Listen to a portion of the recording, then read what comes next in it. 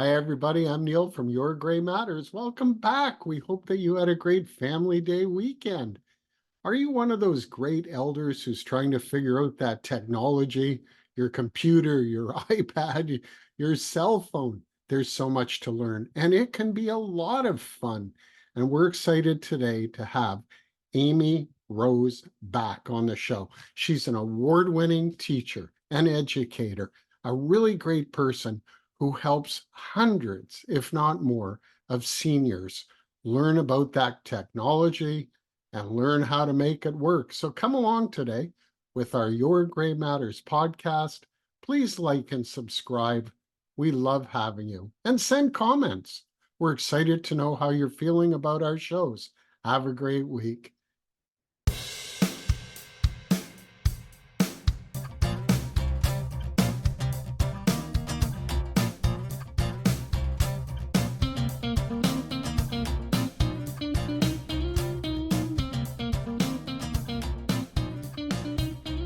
Hi, everybody. I'm Neil from Your Gray Matters. Welcome back. We are really excited to have you here today. And, we love on this show to prove over and over again that the human mind cannot be defeated. It doesn't matter how old we are, we all have something to offer. And, on the show, whether you have gray hair or no hair or red hair, oh, come on, we know what's under that red hair. We know that you're going to love the show. And today we're really excited because we have Amy Rose back. Amy is on today because she is the superstar who teaches we elders how to use that technology that you're looking at right now. Your computer, your phone, the internet. We're going to get into all kinds of interesting topics today. Amy, welcome to Your Gray Matters. Hi, Neil. Thank you for having me on your show. I'm really excited to be here today and to chat about what I'm passionate about. Well, thank you very much for being here. Everybody, I'm going to tell you about Amy because she's phenomenal. And I'm just going to start off telling you that she's a graduate of Boston University as a women's studies sociology major, but she minored in theater. And you're going to hear about her theater career. She's pretty amazing, actually. She also holds a real estate license in Florida. So if you're looking for that home in Florida, you want to call Amy. But I will tell you that in 2000, she and her husband, Dan, opened a computer store in Ancaster, Ontario. And in 2011, they closed the store, but they moved the work to their home. And at that point, Amy began helping their existing clients with Microsoft Office and other software frustrations, good word, and soon recognized the lack of this type of help for we elders in our community. So now we move to 2014, and Amy forms Computer Help for Adults to meet what really is a growing need, and to this day continues to be a growing need for personal computer support and training for we elders, and actually a lot of us, irrespective of what age we are. But Amy really loves to help this 55 plus market. She provides one-on-one support in your home on all types of devices, computers, laptops, smartphones, and tablets, operating systems like Apple, Windows, and Chromebooks. She has group classes on iPad, Google, internet, and various workshops, and they take place at senior rec centers, and a never-ending Apple class runs in Dundas, Ontario. She's very experienced in working with internet and cell phone providers. Man, I could use you, Amy, just for that half the time. And she's brilliant at setting up TVs, streaming services, and then teaching all of us how to manage these new systems. In addition to teaching older adults, Amy also works with business owners to assist them on their websites, their social media, design, and order print materials, work with office applications, and integration of new technology. Folks, I think you're getting the point that if you need to learn something about this technology, Amy is the person to go to. She also volunteers. She speaks at seniors fairs and wellness events in the Hamilton area, and for the city of Hamilton senior recreation. She was a driving force behind a pilot project called InfoSpot Dundas, a simplified program offering information on program services and events for the 55 plus crowd in the Dundas area. So I will tell you, she was active at City Council with Hamilton's Age-Friendly City Committee, which expanded the June Senior Month's main kickoff event and launched a live citywide events and program calendar for seniors through the Council on Aging. In December of 2016, Amy created a Cyber Seniors Project, which was a collaboration between volunteers, students, and seniors to create YouTube videos. And of course, you're watching this on YouTube. This initiative was done both privately at senior residences in conjunction with City of Hamilton Age-Friendly, Hamilton Public Library, and City Housing. So COVID, like most things, interrupted this successful program, but we never lost Amy.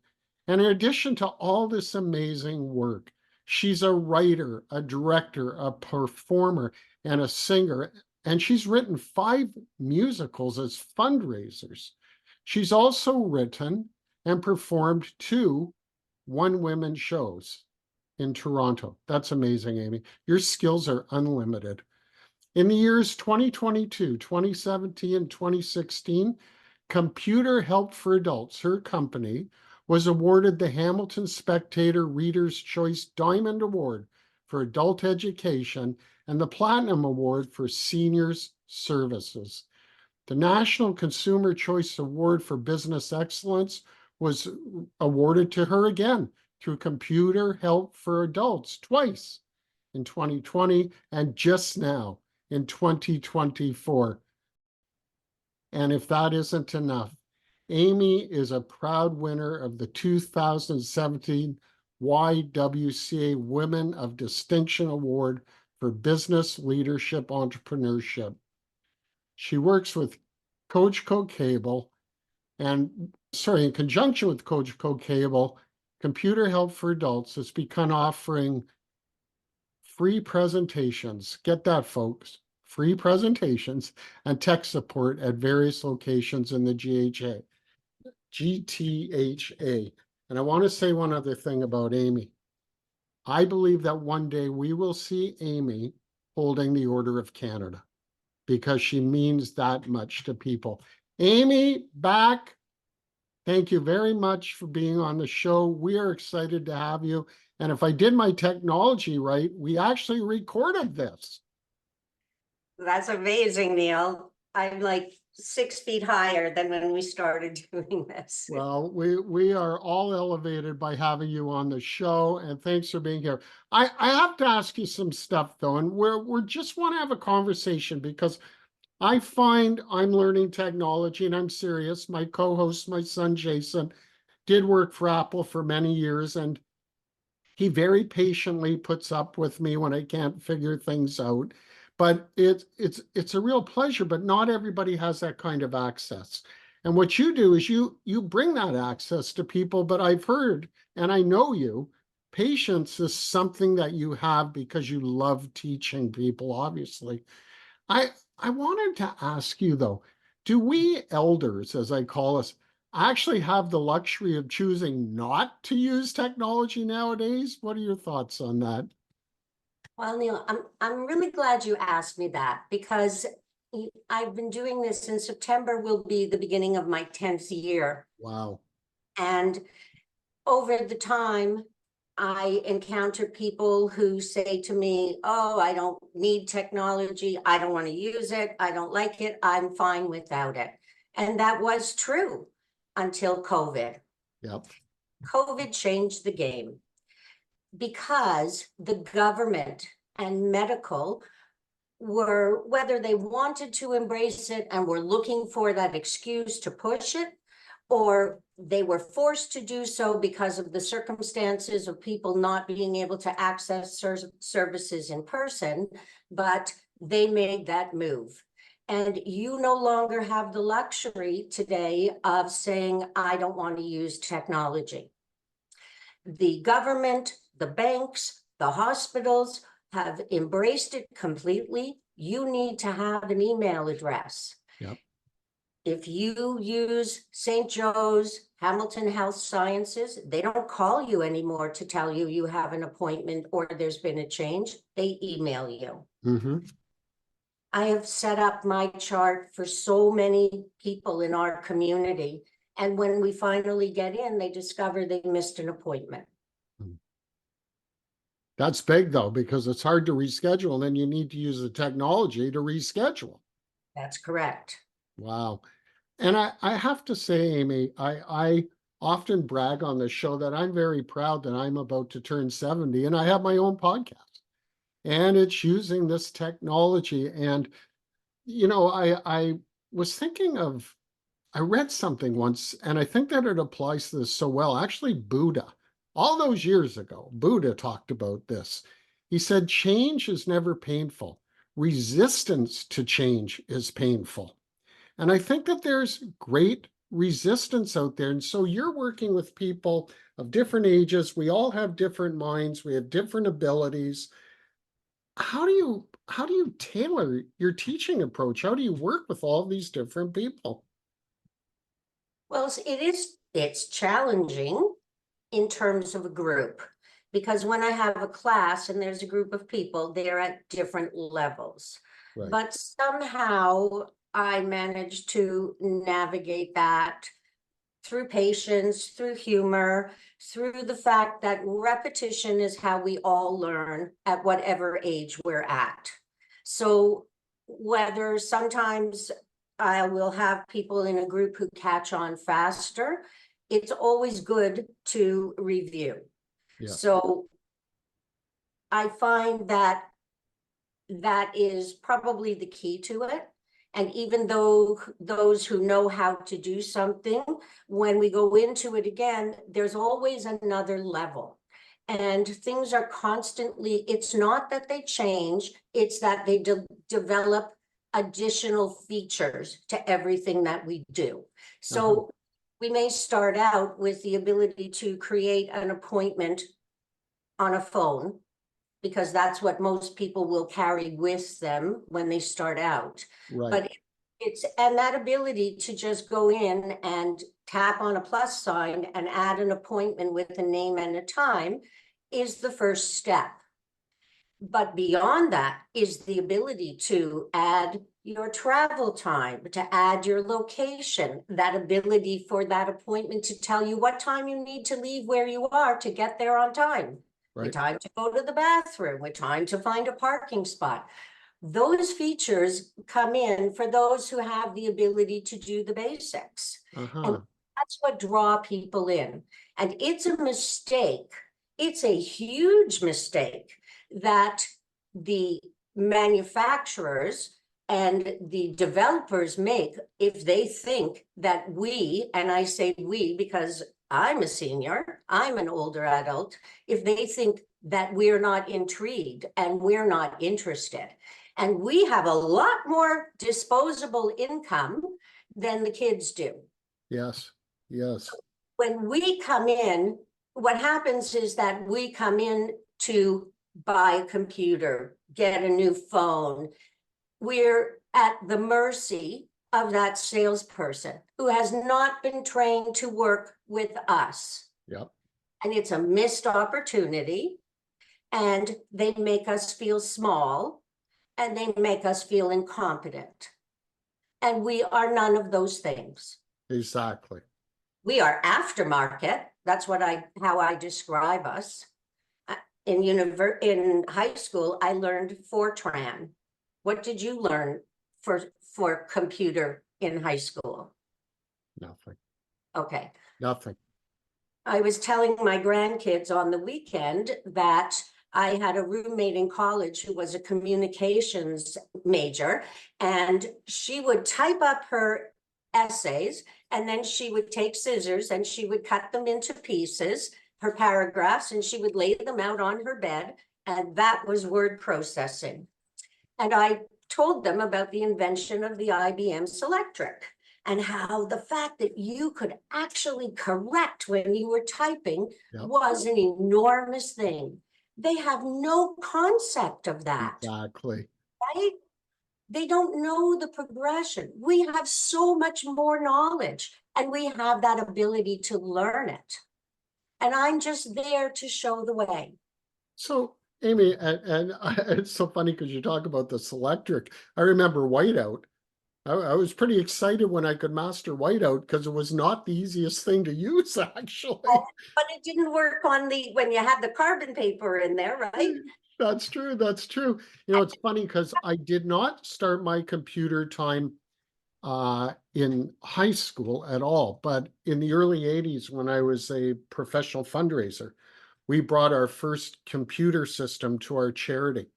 And there was no Microsoft and there were no programs. There was nothing. We would have to type in a code and find out which person gave how much money, and half the time it was wrong. But I was fascinated.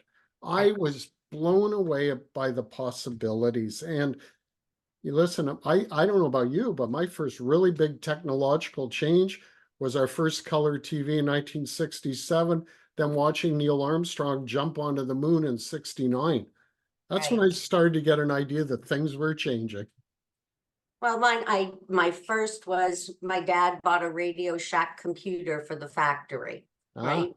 That was the first. Then when I lived in New York and I worked in women's wholesale fashion, we had a computer for inventory. That was my second. In Miami, I used the MLS, but nothing other than that. And Miami was the first cell phone.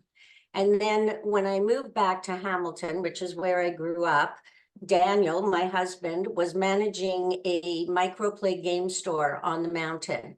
hmm. And he asked me to come and work for him part-time. With him, excuse me. He's just He's chiming in. Hi, Dan. Yeah. the only video game I'd ever played in my life was Pong, and I was terrible at it. And I went to work in the store, and it was a lot of fun learning about that. And he had this idea of opening up both a computer store and a video game store. So Uh-huh. we opened up in Ancaster, and that began my introduction to software and computers. So, Amy, you raise a really good thing with me because we go into stores now, or we go online if we know how, and we buy equipment. But as an elder, what's your recommendation when you're looking at product? Are you looking for just the price, or are you looking for ease of use, or what should people know about things when they're trying to choose the best product? I think the most important thing is what you want to do on it. So if you're buying something for this is your first time, if you're getting your first device, your first smartphone, and you've never used a computer, then I am a big believer in Apple. Okay. Because I think that Apple is the easiest to learn on with the least garbage that comes along with it. And what I mean by garbage are the ads, what I call bloatware. Bloatware are the things that come along with the operating system that you don't really need. Uh-huh. I'm a big fan of what you want to do on your device and what you need. And the rest of it is noise. And a lot of times people say, oh, I don't know what to do on my device. There's so much here I don't know. And that's true for everyone. We Right. can never know it all. But if you know what you need to know, meaning what do you need to do? You need to be able to use email. You need to be able to go on the internet safely. You need to be able to create a profile. So if you want to make an appointment to have your blood work done, you know how to do that. You Mm-hmm. want to shop safely, you know how to do that. You want to sign out a book from the library or reserve a book or listen to a book on an audiobook. All of those things open up the world to you. If you want to know what's going on with your family around the world, then Facebook or Instagram can be used safely and can be Mm-hmm. fun. These are things that take away isolation for seniors, that open up their world and make what's important accessible to them. Terrific, terrific opportunities. And of course, as we say, the human mind can't be defeated. And as we run into more and more needs, we find the answers. And certainly technology and how you teach it is playing a big role in helping people. You said something before that caught my ear, which was trying to deal with these young salespeople, understanding their vocabulary, understanding you, and then some of them get frustrated with us. And but do you have any comments on where best to shop and how to do it and how to protect yourself? Because there's nothing wrong for a customer to not understand something. And we should Exactly. be able to say, I have no idea what you're talking about. Right. And also what happens is that because we don't understand the vocabulary, we're an opportunity for them to upsell us Yep. for things that we don't need. Yeah. So if it's a laptop that you're going in to buy, then what you don't want, like, what are the three important things when it comes to buying a laptop? The processor speed, how much memory it has, and the size of the hard drive. Those Yeah. are really the key elements. So what is the most recent processor? What is the best processor? Right now, the best processors are Intel processors. Yes. Don't let them sell you an AMD processor, because it may not have meaning to you that it's a slower processor, but it does have meaning. Uh-huh. And so they take advantage of you by selling you something that's not up to date or isn't going to update for you. So people who bought machines 2 years ago, who bought a Windows 10 machine with an AMD processor, it might not be capable of moving to Windows 11. So you bought a machine 2 years ago that's obsolete, so to speak. And that, I remember when I was buying my first computer, when I moved back to Hamilton, I couldn't decide. I was so afraid that I was going to buy something that was obsolete by the time I got it out of the store, because of all the things that people say around you and everything you hear, and there's constantly new. And that's true, there is constantly new. But the fact is, we use technology for years as long as we buy the right thing at the beginning. Yes, and then you just build on it and you keep learning about it. You know, I had a lady who sent me a message a couple of Sundays ago on Google. She asked me a question on Google. She said to me, every time I go online, I get this 404 message that the site isn't available. What am I doing wrong? Mm-hmm. Wrote her back and I said, it's not you. Your computer is infected, has malware on it, and that's why you're getting that message. And we had a brief conversation and I said, your computer needs a little TLC. And Daniel ended up servicing the computer, fixing the problem. That was for somebody, a stranger, reaching out. I'm always happy to answer someone's question like that. But the first thing we do is blame ourselves. Mm-hmm. Mm-hmm. Yeah. So you can, if you're not comfortable asking these questions for Google, and I know, like, when I first started doing this business and coming to people's homes, I didn't know what they were going to need. And so I would resolve the issue. I would call Daniel for advice and support, or I would look it up online. And then I would get these message boards with like answers like this. And I would kind of go, oh, that's a lot of information. And I don't know how to process all that information. Well, now, 9 years later, I've been doing it long enough. I know, what to look for, how to manage. I've seen so many situations over the years. My knowledge has expanded amazingly. So I understand when people, kind of get blanked out when they look for that information. That's why I'm always happy to answer people's questions. And it's really important because not all of us, me included, are any good with technical updates and things to read and learning to be current. So I imagine you are a great resource. Both you and Daniel are a great resource to go to if something's just not working or you just can't figure it out. Because it's hard to find the answer on the internet if you don't know how to work the internet. You don't know what question to ask, right? Because that vocabulary is so important, right? And if Yes. you don't know what the question is, then you can't get an answer. So I have to tell you something, and I hope you won't mind me telling you this weird story. I hope the listeners don't mind. But I sometimes like to have fun with people. And before COVID, I walked into my local electronics store and I noticed that all the kids working there were really kids, like young. And I imagine with my gray hair, we all look the same to them. So he wouldn't know how old I am. So I honestly did this. I went up to the young man, I put on my elder's voice, and I said, "Excuse me." And he said, "Yes, sir." And I held up my iPhone. I said, can I take a picture with this? And he said, "Yes, sir, of course you can." I said, how do I put the film in? And he said, "Sir, are you kidding?" I said, "I really am." I walked away.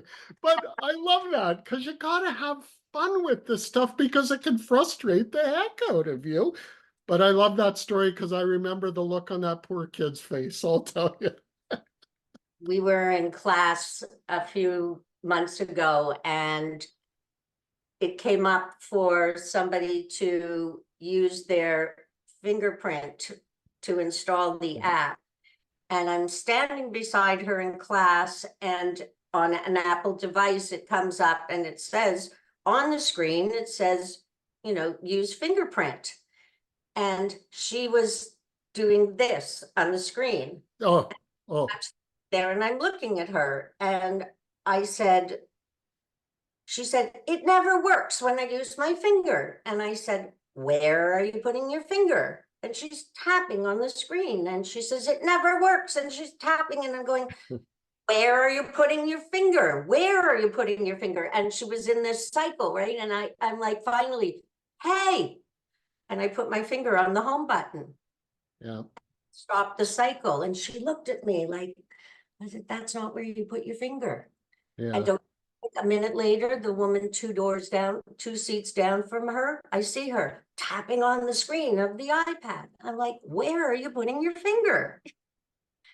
It's amazing to me because they both trained the device. They knew where to put their finger when they trained it.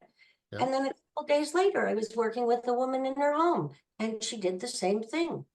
And I had never, in all these years, I'd never seen anyone do it. And it was 3 people in a week. Wow. I had a call from my mom who's 91 and lives on her iPad and her iPhone.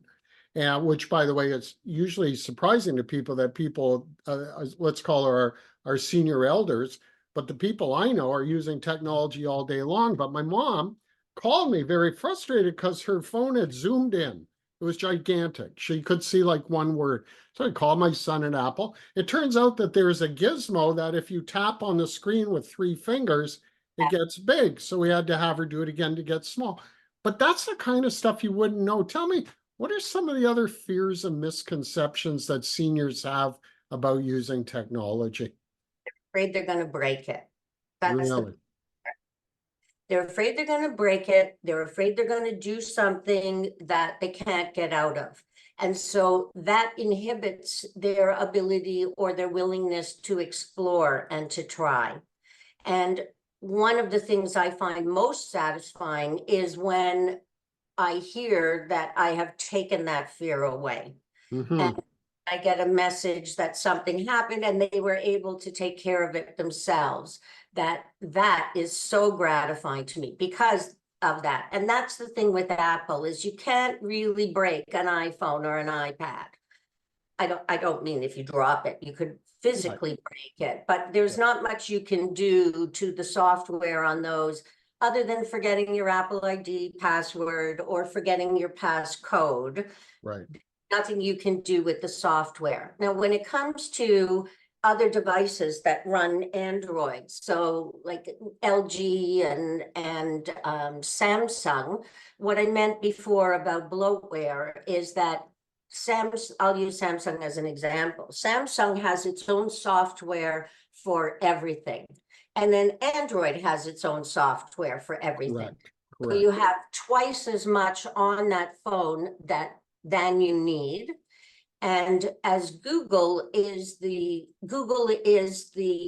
synchronizer that works across any type of device. So a Gmail address is going to help you out if you have a Windows computer and a Samsung phone and an Apple iPad, or you have Apple devices and a Windows computer. Using a Gmail address will allow you to synchronize everything, regardless of the type of devices that you're using. But Right. Samsung interferes with that. So you have twice as much on the phone and the tablet than you need, unless you're using Samsung across the board. And then you would use Samsung. But I'm a bigger fan of Google because it's easier to manage. And Samsung backup is useless. Like, you would never want to rely on Samsung backing up anything. It's not safe. So ease of use is a huge part of what you're telling us. Yes, it is. And Apple and iPhone and iPads do not get viruses, do not get malware. Whereas Android devices can get hit the same way a Windows computer gets hit. But a MacBook or an iMac computer will get viruses the same way a Windows computer does. Oh, But Mac people or Apple people don't believe that. And so when their MacBooks start slowing down and start acting up, it never occurs to them, oh, I could be infected and that's why I'm having issues. that's very interesting because even I didn't realize that about, I'm all Apple and didn't know that about my own MacBook too. That's new to me. Huh. Yeah, well, it was the king. It was the goal of the hackers, right? Right. Be able to infect. And that's, in terms of security, those updates are so important. Seniors hate doing updates. That's Yep. a huge thing for older adults, right? Because it changes stuff and we don't like change, Exactly. right? But it's super important.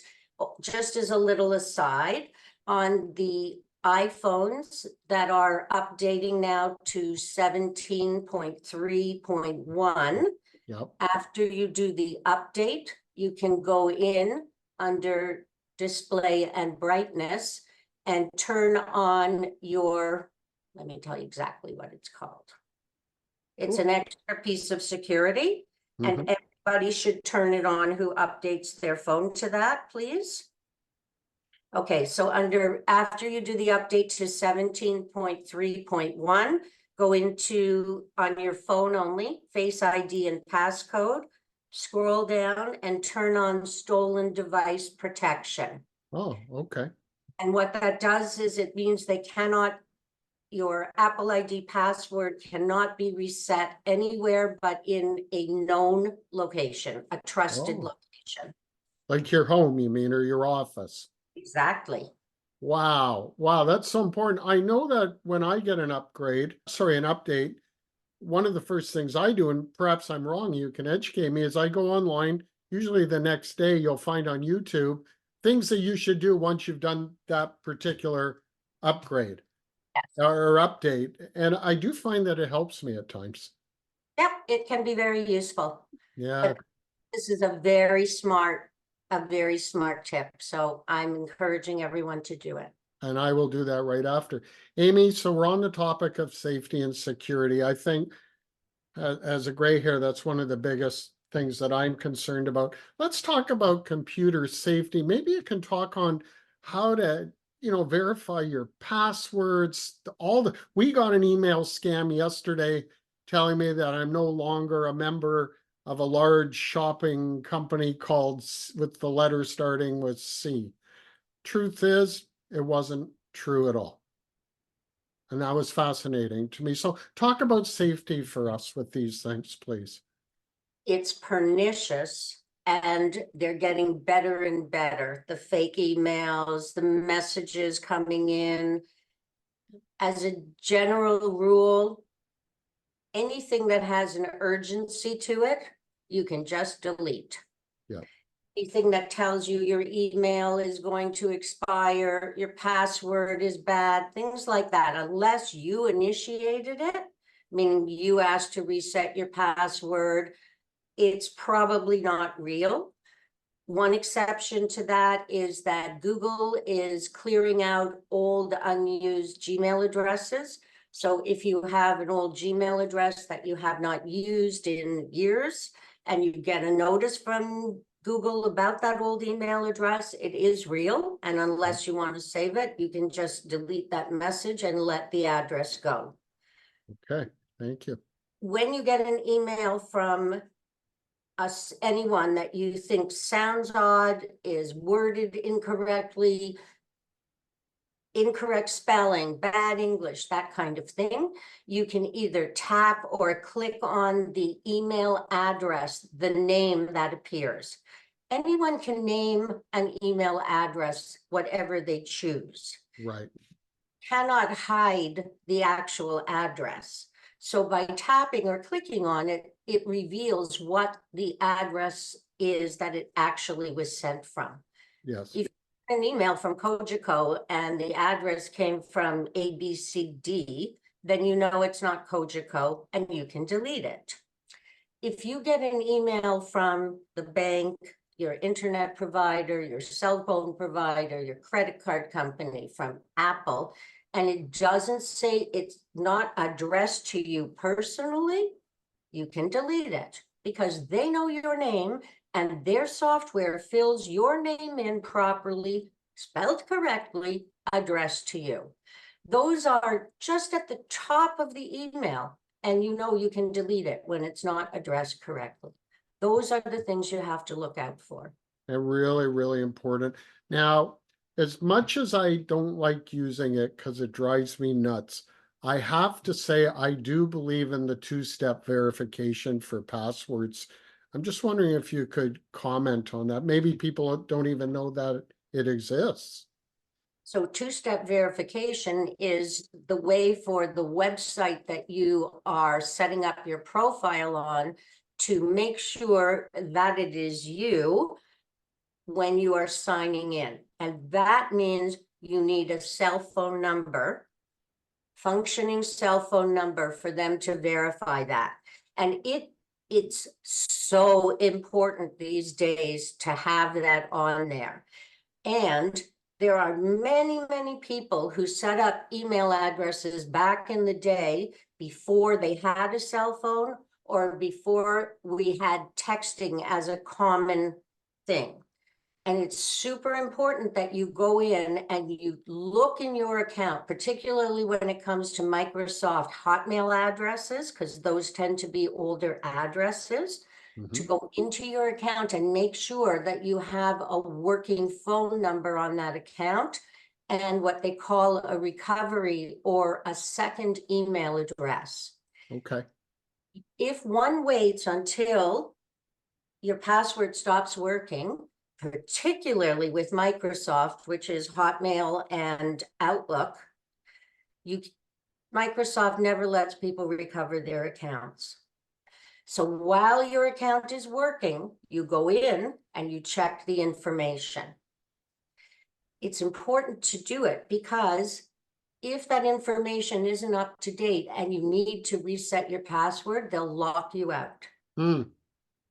Hmm. And I've known so many people, sadly, who have lost that, 15-year-old Hotmail address with all vital information in it. Yes. Yes. While you still have access to your account, go in, click on Manage My Account, and check your address, meaning that you have a second email address on there and that you have a working phone number. Also, with two-step verification, the banks no longer allow you to use your home phone number. CIBC was the last one I was aware of that allowed it as of January 1st. That stopped. I have a client that I helped that we had to change it to my cell because she doesn't have a cell phone. And it actually phones me, but on my cell, Hmm. which I think is so unfair, but Yeah. that's way it is. Yeah, we have to get over this. recently had to do some work with CRA, Canada Revenue Agency, nothing spectacular, but to get into my own account, they had to snail mail me a Correct. passcode. I mean, I found that so hysterical and so illogical. They CRA snail mails you. Google My Business. If you want to create a Google business account for yourself, they snail mail you the postcard with the verification code. Hmm. Unbelievable, isn't it? It's incredible. I guess that we're still not completely into technology. We're still using some of the original style, like snail mail. You know, I am a happily married man, but I am really amazed online how many wedding invitations I get, offers to marry me from people I've never heard of, never seen, don't know who the heck they are. And I find I'm spending a lot of time nowadays, especially on Facebook, getting friend requests. I just go delete, delete, delete, delete. And there's a lot of cloning. So scams, there's a Yeah, lot, eh? for women, for myself, I get endless friend requests from men. They are either in uniform or it's a guy with a kid or a dog. Oh boy. Understand from my other women that I teach that they get the same thing. They're endless.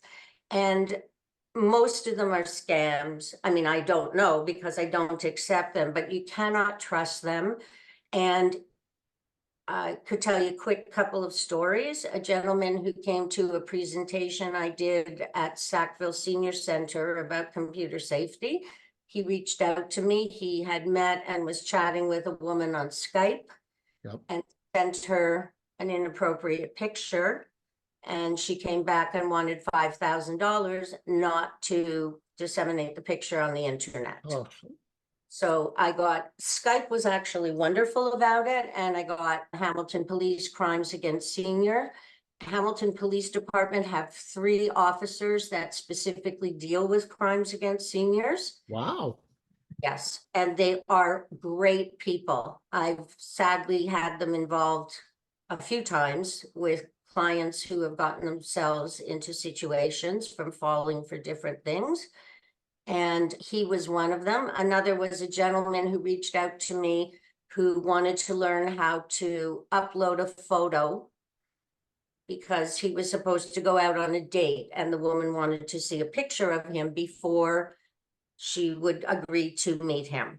So I went to his place to show him, to teach him how to do it. And on my way there, I was thinking that something didn't sound kosher.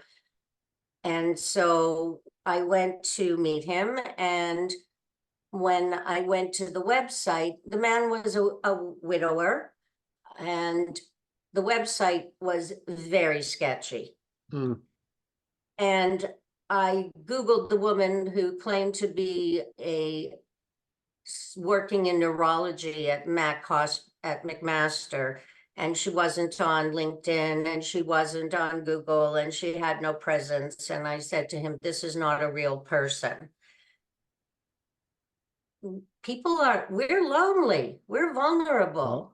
Yeah. And, particularly coming out of COVID, which is about when this happened, it's very easy to fall prey to this type of thing. And Yeah. you have to be really careful. Yep. And these people are professionals, the same as the ones who call you on the phone and tell you that you've got a virus on your computer or that there's something wrong with your credit card. You must not give information to anyone on the phone. If they say they're the bank, you hang up and you call the number on the back of your debit card or your Visa card. You Yep. do not deal with people on the phone. I mean, people are getting scammed every day. Yeah, it's shocking actually. I'm very big on making very strong laws and very strong jail terms for these scammers because they're preying on people. And when you prey on someone once caught, you should face the wrath of the law for sure. Amy, just before we wrap up, and you're so fantastic. I think we could actually talk to you all day long, but I had a lady on a few weeks ago and she said, well, we can't talk that much because then they won't want to buy my book. And I don't want to talk that much because then people won't feel like they need to contact you. And we're going to come to your contact info in a minute. But it is, of course, a real pleasure to speak with you. I wanted to ask you about a word that you mentioned to me, neuroplasticity. I even practice, apparently not well, how to say that. Can you talk about neuroplasticity and also how it affects us and how technology is making a difference? Work. So about before COVID, for a few years, maybe 4 years, we ran a project at Ancaster Senior Center, Senior Achievement Center, called the Memory Project. Right. And it was a multi-week fantastic approach to information about Alzheimer's and dementia and strategies to stave it off. Right. My participation in the project was we offered the use of an iPad for the 10-week program, and I taught people how to use the iPad and a brain training program called Brain HQ. Yes. And they talked about neuroplasticity, which is the brain's ability to form new neural pathways, Right. and how if something happens, if there's damage, or the way that we learn new things, new languages, how to use a new device, all of that forms new tracks within our brain. Mhm. And I sat through this course and learned from the course. And then in the summer of 2020, I had a heart attack and I Mhm. had to have bypass surgery. Right. And following the surgery, I had a stroke. And when I had the stroke, I didn't realize what was going on myself, and it played out over a week. But one of the things that happened to me was that I would pick up the remote control and I didn't know how it worked. And I would just watch whatever was on. And I would sit at my computer and it didn't make any sense to me. And so I would just leave it alone. I have to tell you, it was probably the happiest week of my life because Hmm. I didn't know what was going on and I was happy. Yeah. I've always been the smart girl, Mhm. and it was fun. And I was devastated. And then I fought back. And it's now, I'm not good with numbers anymore, almost 3 years since, Yeah. but Yeah. um, just slowly over time, having to go back to work and learning on the equipment and working on it again, I'm walking example of neuroplasticity. I Wow. And we're so glad that you came through this and that you're with us, of course. But I really buy into what you just taught us now because it sounds funny, but I like to start my day playing word games with my 91-year-old mom because there's a sharpness that you want to find every morning when you wake up. And you're working your fingers, you're looking, using your eyes, you're figuring out the words. It may sound silly, but for that, technology I find is great. Plus, of course, I can call my mom, and if I want to see her, I can just hit a button and her image comes up. And I think the point is that it's worth learning. It's worth doing. Technology is with us. You can either fight it or you can embrace it. And when you embrace it, man, I think it's a great ride. It's fun. I'll tell you, in our never-ending Apple class, we laugh so much. We have a great time in class. Laugh and learn. What could be better? Yeah, exactly. Amy, I want to thank you so much. This has been joyful. I knew if I had you on that this would be great. And I wanted to ask you if people want to get a hold of you or Daniel's company, but I'll go through you. What's the best way to reach out to you and to find you? My phone, you can text me or call me, 905-541-5362. And my email is backamy, like your back, BACKAMY @gmail.com. Well, that's easy. Thank you, Neil. Thank you for the opportunity to talk about this. This was great. I really appreciate it. Well, You're I thank you so much. I'm just glad that I knew how to turn on my computer today so that I could do this. good. So Here to help you. And everybody, thanks for tuning in. We love your comments. Please like and subscribe. It does make a difference for us. And as always, we will be back next Monday with another great show. Amy, bless your heart, everybody. Have a great week.